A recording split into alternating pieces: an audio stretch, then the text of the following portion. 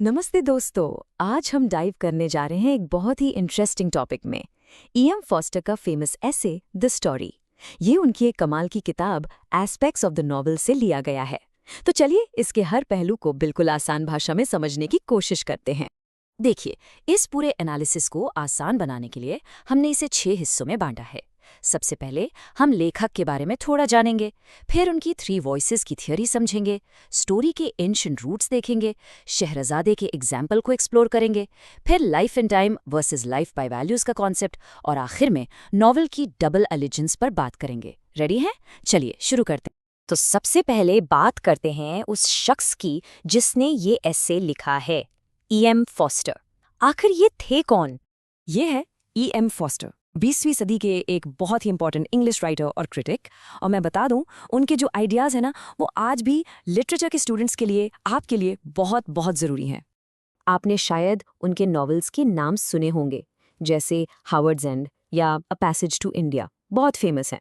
लेकिन वो सिर्फ एक नॉवेलिस्ट ही नहीं थे, बल्कि एक ज़बरदस्त क्रिटिक भी थे। और ये जो ऐसे है ना, द स्टोरी, जिसे हम आज पढ़ रहे हैं, ये उनकी उसी क्रिटिकल किताब एस्पेक्ट्स ऑफ द नॉवेल से है, जो 1927 में आई। एब फॉस्टर अपने एसे की शुरुआत एक बहुत ही सिंपल लेकिन गहरे सवाल से करते हैं। वो पूछते हैं, एक नॉवेल का सबसे बुनियादी, सबसे ज़रूरी हिस्सा क्या है? सोचने वाली बातें हैं ना? इस सवाल का जवाब देने के लिए फॉस्टर एक बड़ा ही मज़ेदार तरीका अपनाते हैं। वो 3 अलग अलग लोगों की आवाज़ें इमेजिन करते हैं जो इस सवाल का जवाब अपने अपने तरीके से देते हैं।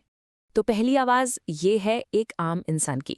सोच लीजिए कोई भी जिसे लिटरेचर से कोई खास लेना देना नहीं है।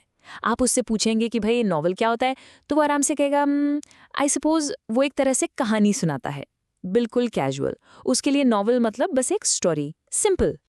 अब आती है दूसरी आवाज़। ये थोड़ी अग्रेसिव है, थोड़ी इम्पेशेंट। ये कहती है, नॉवल क्या करता है? ऑफकोर्स कहानी सुनाता है। ये आर्ट वार्ट छोड़ो, बस मुझे एक अच्छी सी कहानी दे दो। इससे नॉवल के आर्ट से, उसकी गहराई से कोई मतलब नहीं, उसे बस एक स्टोरी चाहिए। That's it. और फिर आती है तीसरी आवाज़। ये आवाज़ थोड़ी थकी हुई, अफसोस से भरी हुई, और ये खुद फॉस्टर की आवाज़ है। वो एक गहरी सांस लेकर मानते हैं, हाँ हाँ बिल्कुल, नॉवल एक कहानी ही सुनाता है। देख रहे हैं आप, वो इस बात को एक्सेप्ट तो कर रहे हैं, लेकिन खुशी से नहीं, बल्कि मजबूरी में। लेकिन फॉस्टर इतने दुखी क्यों हैं?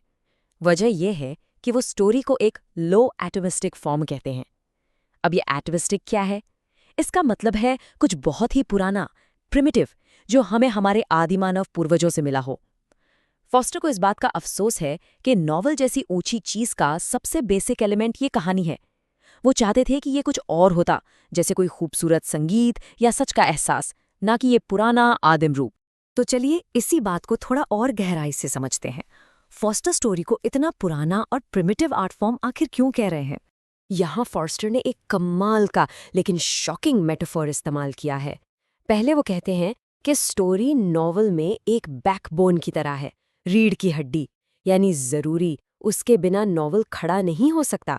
लेकिन अगले ही पल वो कहते हैं, या शायद एक टेपवर्म जो एक पैरासाइट होता है, जो दूसरे के शरीर में रहकर उसका पोषण चूसता है। देख रहे हैं कितना बड़ा कॉन्ट्रास्ट है? इससे साफ पता चलता है कि फॉस्टर स्टोरी को ज़रूरी तो मानते हैं, लेकिन साथ ही ये भी मानते हैं कि वो नॉवल के आर्ट पर, उसकी गहराई पर एक बोझ है।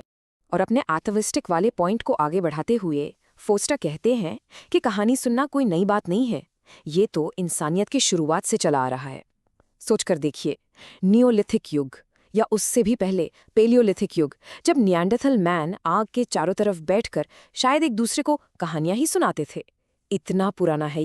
अब स्टोरी की इस रॉ पावर को, इसकी बुनियादी ताकत को समझाने के लिए फॉस्टर एक बिल्कुल परफेक्ट एग्जाम्पल हमारे सामने रखते हैं, और वो है शहरजादे का।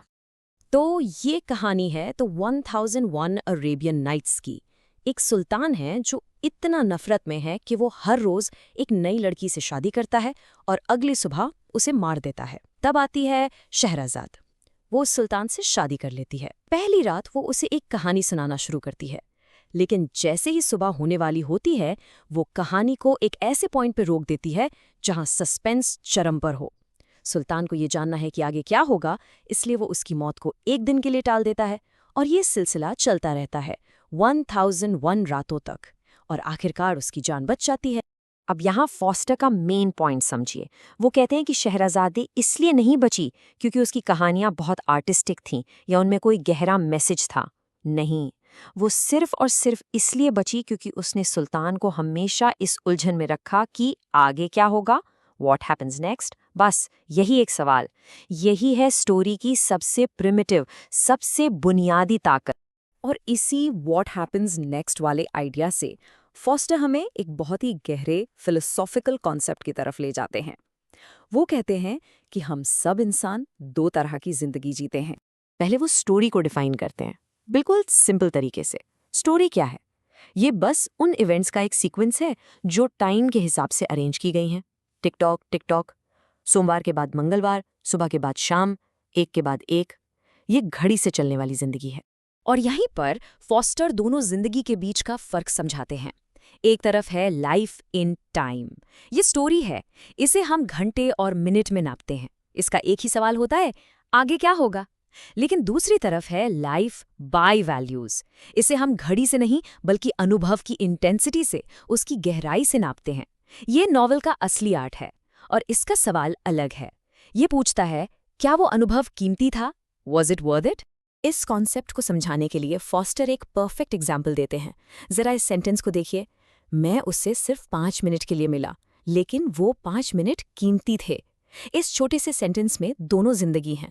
5 मिनट ये है लाइफ इन टाइम, घड़ी का टाइम, और लेकिन वो कीमती थे, यानी इट वॉज वर्थ इट, ये है लाइफ बाय वैल्यूज।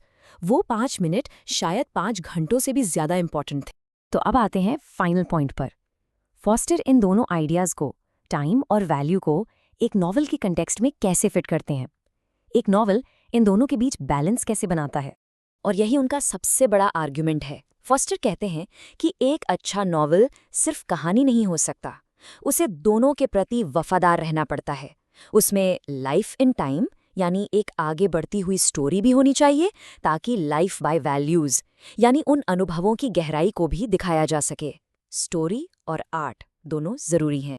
हाँ, एक नॉवेलिस्ट टाइम के साथ खेल सकता है, चीज़ों को आगे पीछे कर सकता है, लेकिन वो टाइम को पूरी तरह से इग्नोर नहीं कर सकता।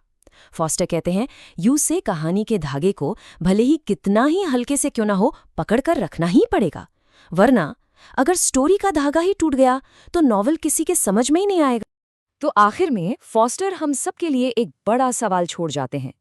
ये जो सिंपल सी स्टोरी है जो व्हाट हैपन्स नेक्स्ट पर चलती है, क्या ये नॉवल की कमजोरी है जैसा फॉस्टर शुरुआत में मानते हैं, या फिर यही उसकी सबसे बड़ी ताकत है जो रीडर्स को बांधे रखती है? इस पर आपकी क्या राय है? जरूर सोचिए। ऐसे ही और कंटेंट के लिए सब्सक्राइब करना मत भूलिएगा। मिलते हैं अगले एनालिसिस में। Thank you.